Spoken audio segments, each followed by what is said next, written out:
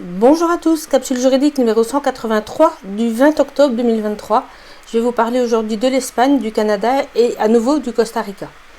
En Espagne, l'association Liberum, dont je ne vous avais pas parlé depuis un petit moment, vient d'annoncer une excellente décision. Dans le cadre d'une procédure qui concernait les protocoles sanitaires dans les écoles, le tribunal supérieur de justice d'Aragon, dans un arrêt du 9 octobre, a considéré que le protocole qui se nommait à l'époque je cite, action en réponse à l'apparition des cas de Covid-19 dans les centres éducatifs, qui était daté du 11 janvier 2022 et dont le but était de discriminer les étudiants et les travailleurs non vaccinés, était nul, car contraire à la loi. Le tribunal a en effet estimé que les mesures prises, je cite, dépassaient ce qui peut être convenu comme norme réglementaire. En d'autres termes, il aurait fallu une loi et non pas une norme réglementaire prise par l'exécutif. Enfin, l'administration en fait. Un pourvoi en cassation reste possible pour le gouvernement d'Aragon, mais c'est malgré tout une belle victoire. Je mets sous cette capsule le lien vers l'information. Et toujours en Espagne, toujours pour Liberum, j'ai aussi vu à cette occasion sur leur canal Telegram que cette association annonçait le 4 octobre dernier qu'un avocat avait déposé une requête devant la Cour européenne des droits de l'homme pour violation de l'intégrité physique et du droit à la vie d'une personne présentant un handicap modéré, et ce en raison de l'absence de consentement pleinement éclairé dans le cadre de l'injection Covid. Le communiqué de l'association sur Telegram disait également ceci, je cite, « Avec cette action, les actions en défense de la non-vaccination des personnes handicapées contre le Covid-19 sont portées devant la plus haute instance d'interprétation des droits de l'homme. Dans cette procédure, l'État espagnol est poursuivi pour violation des articles 2, 3, 8 et 13 de la Convention européenne des droits de l'homme. Comme dans la décision adoptée par la Cour dans un arrêt de mars 2022, dans une autre affaire, le consentement éclairé préalable à la procédure judiciaire constitue une violation manifeste de l'article 8 de la Convention. Cette procédure judiciaire, initiée par une résidente espagnole, viole la non-ingérence de l'autorité publique dans le droit à la vie privée de l'incapable et de son tuteur. Il s'agit d'un arrêt pionnier qui, après avoir épuisé le recours judiciaire interne devant le tribunal constitutionnel, ouvre une nouvelle voie vers l'Europe. Une fois de plus, l'ingérence sociopolitique dans la justice a été portée devant la Cour européenne des droits de l'homme. Cette action représente un nouveau pas en avant dans la lutte pour les droits et libertés fondamentaux que des associations comme Liberum, avec des avocats et bien d'autres, ont défendu ces dernières années. Fin de citation. Donc encore une affaire à suivre et les juges feraient mieux de se préparer parce qu'on ne va plus les lâcher. Donc je reviens au Costa Rica. Dans ma dernière capsule, je vais vous parler d'une procédure concernant les injections, sur base notamment du code de Nuremberg, avec une audience prévue pour le 9 novembre prochain. Cette fois-ci, je vais vous parler d'une autre tentative devant le même juge qui a été lancée par la même association qui s'appelle Interest of Justice. Cette tentative-là n'a pas abouti, mais ça reste intéressant, vous allez voir pourquoi. En fait, ce qui est intéressant, c'est que les procédures commencent à concerner les bonnes personnes. En fait, l'association a en effet envoyé à cette juridiction une requête en vue de provoquer une audition de Klaus Schwab, le grand gourou du World Economic Forum.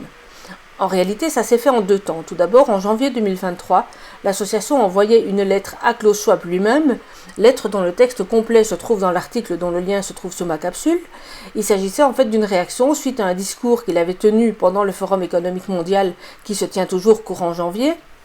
Et l'association posait notamment à Klaus Schwab les questions suivantes, je cite. « Ce matin, vous avez évoqué des questions telles que la génétique et les niveaux d'extinction qui touchent de grandes populations, entre autres questions importantes. Notre organisation se pose une question sur la 4e révolution industrielle à laquelle vous seul pouvez répondre.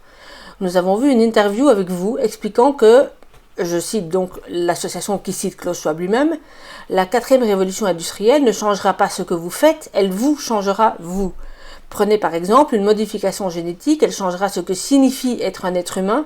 Vous avez ensuite judicieusement réfléchi au fait que la situation pourrait soulever de nombreuses questions éthiques, voire juridiques. » Fin de citation, donc la fin de la citation de Klaus Schwab par l'association. Et l'association poursuit ces questions afin de garantir que la promesse d'inclusion du Forum économique mondial ne soit pas totalement illusoire. Nous vous prions de bien vouloir, lors de la réunion de Davos de cette semaine, demander à vos collègues et fournir au public les données scientifiques concrètes qui sous-tendent vos présomptions d'une urgence climatique qui est si grave qu'elle nécessiterait des réformes radicales de l'ensemble de la société et de la manière dont le commerce est géré à l'échelle mondiale.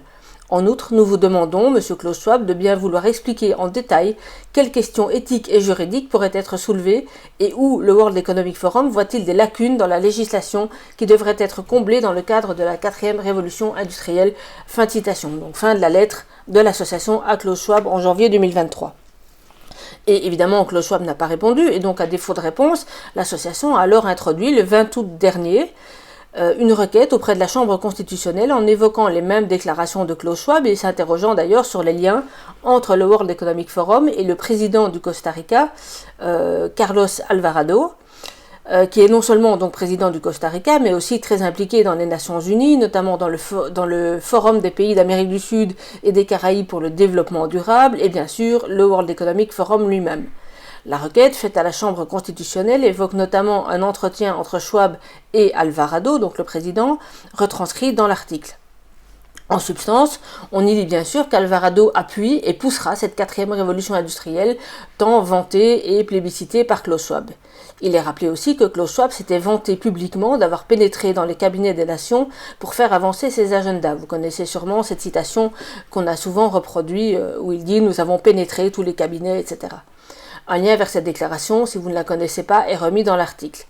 La demande à la justice était la suivante, je cite, « Les pétitionnaires se demandent si la quatrième révolution industrielle et l'édition génétique, qui affecteront ce que signifie être humain et notre identité, impliquent de connecter les cerveaux entre eux, de lire dans les pensées des gens ou de communiquer dans les deux sens, ce qui pourrait affecter les droits humains fondamentaux tels que la vie privée et le libre arbitre, entre autres, toutes les autres questions que nous avons posées et qui n'ont jamais reçu de réponse. » Fin de citation.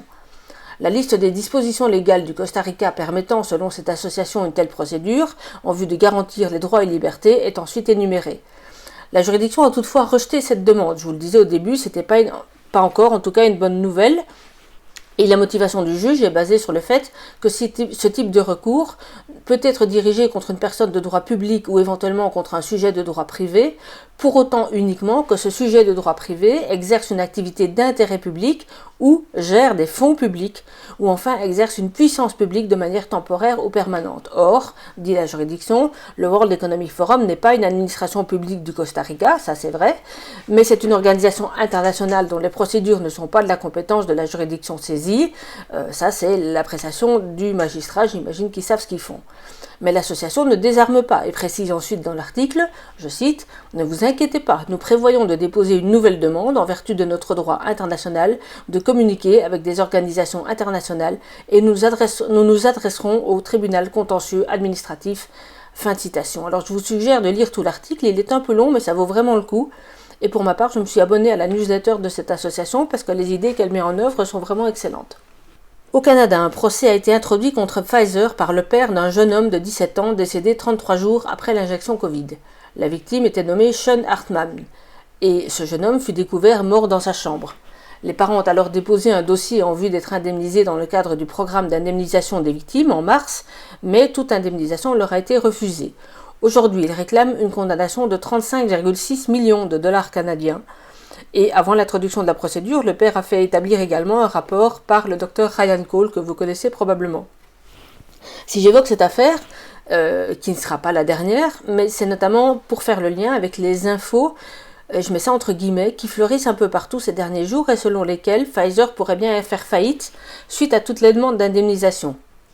Alors il ne faut pas être dupe, une telle faillite ne serait sans doute qu'un autre moyen de fuir les responsabilités, mais si certains médias, notamment financiers, et j'en vois fleurir un peu partout depuis 3-4 jours, commencent à répandre ce bruit-là, ce n'est sûrement pas par hasard. Il est certain que les procédures vont rapidement pleuvoir, là on est tout à fait d'accord, mais je ne serais pas étonné qu'on veuille en fait décourager les plaignants de lancer des poursuites en leur insufflant l'idée que de toute façon, même s'ils dépensent des milliers d'euros en frais judiciaires, en frais de justice, l'avocat, etc., ça ne servira à rien parce qu'en bout de course, Pfizer disparaîtrait avec la caisse potentiellement vidée du fait de toutes ces procédures.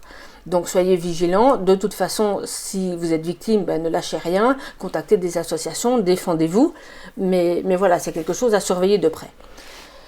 Et voilà donc ce que j'avais pour vous aujourd'hui. Désolée, j'ai pas eu le temps de vous trouver une petite citation, j'ai pas trop le temps aujourd'hui, donc je vous souhaite une belle journée, tenez bon, résistez, n'obéissez plus, à bientôt, au revoir.